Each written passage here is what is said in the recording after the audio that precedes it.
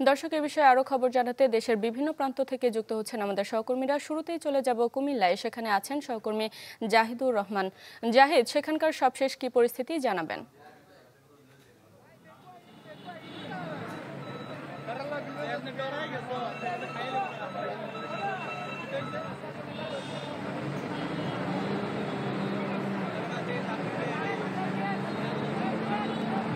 আপনারা দেখতে পাচ্ছেন যে কুমিল্লার যে নগর উদ্যান, সেখানে কিছুক্ষণ আগে আপনার এখানে যে বঙ্গবন্ধু মোরাল রয়েছে সেটা ভাঙা শুরু হয়েছে।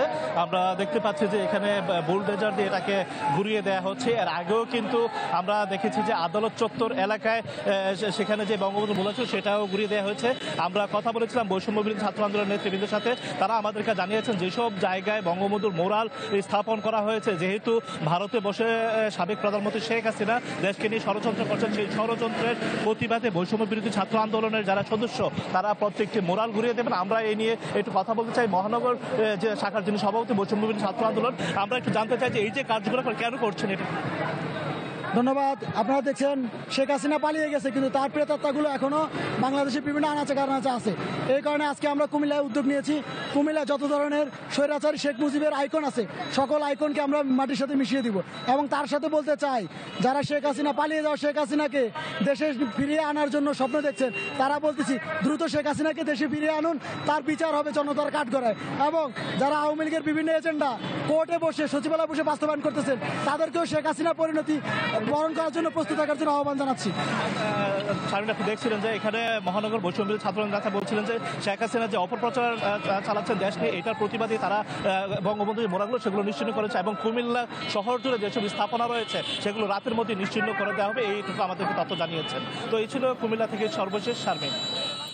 জাহিদ, ধন্যবাদ আপনাকে। দর্শক, আরও জানতে বরিশাল থেকে যোগ দিচ্ছেন আমাদের সহকর্মী কাউসার হোসেন রানা।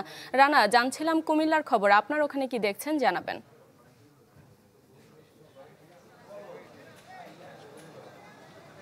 হ্যাঁ শারমিন, বরিশালে সাবেক মেয়র, বরিশাল সিটি কর্পোরেশনের সাবেক মেয়র এবং বরিশাল মহানগর আওয়ামী লীগের সাধারণ সম্পাদক শ্রেণীবাস সাদিক আবদুল্লাহর মায়ের নামে নির্মিত শাহানারা পার্ক, এটি বরিশাল সিএনবি রোডে অবস্থিত, বরিশালের চৌমাথা এলাকায়।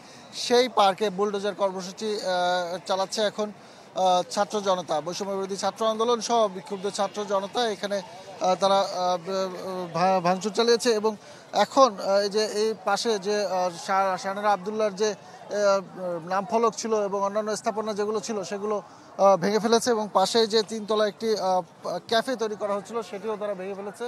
এবং এই যে পাশেই দেখছেন যে বুলডোজারটি রয়েছে।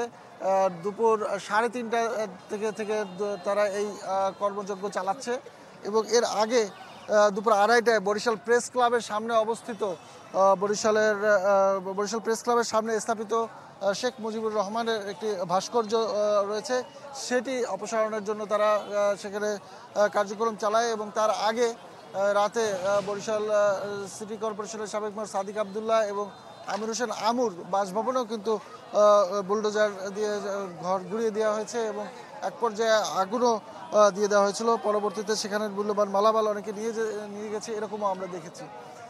এই পরিস্থিতি দেখার জন্য এখানে অসংখ্য মানুষ ভিড় করেছে, তারা দূর দূরান্ত থেকে আসছে, অনেকেই এসে এই পরিস্থিতি দেখছে এবং শত শত মানুষ আমরা দেখছি যে তারা এখানে উপস্থিত রয়েছে। কতক্ষণ নাগাদ বা তারা এই কর্মসূচি চালাবে এটি কিন্তু তারা বলেনি। তারা বলেছে যে আওয়ামী লীগের যে নেতারা রয়েছে তাদের কোনো চিহ্ন তারা থাকতে দেবে না, কোনো ফ্যাসিস্টের কোনো চিহ্ন তারা এখানে থাকতে দেবে না। এই ছিল এখানকার সর্বশেষ পরিস্থিতি। শারমিন। রানা, ধন্যবাদ আপনাকে। দর্শক, এবার খুলনা থেকে সরাসরি যোগ দিচ্ছেন মামুন রেজা।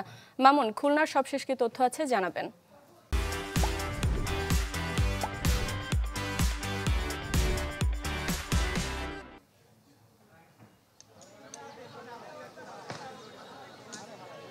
শারমিন, খুলনা নগরীর শেরেবাংলা রোডে শেখ বাড়ি, এই বাড়িটিতে গতকাল বিক্ষুব্ধ ছাত্র জনতা তারা ভাঙচুর এবং অগ্নিসংযোগ করেছিল। এরপর আজ সকাল থেকে লোকজন তারা ইট এবং রড খুলে নিয়ে যাচ্ছে।